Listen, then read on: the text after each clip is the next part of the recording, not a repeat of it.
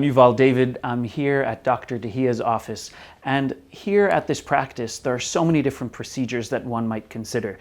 For people who want some maybe simpler beautification, what are some of the non-invasive procedures that people can consider?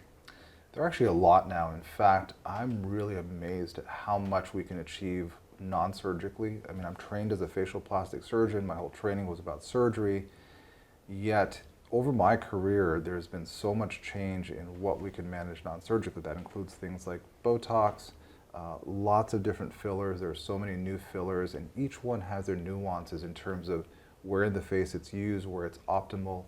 They last longer, so they're not as high maintenance anymore.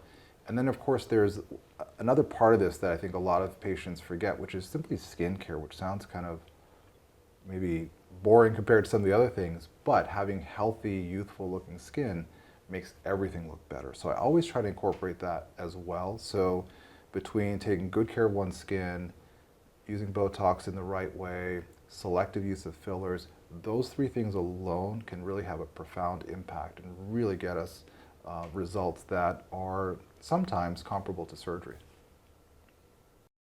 So here's the thing, not all procedures have to be invasive. I mean, there are so many incredible non-surgical procedures that I can now offer to patients that when I started just weren't available. So the types of fillers that are available, some of the skin treatments.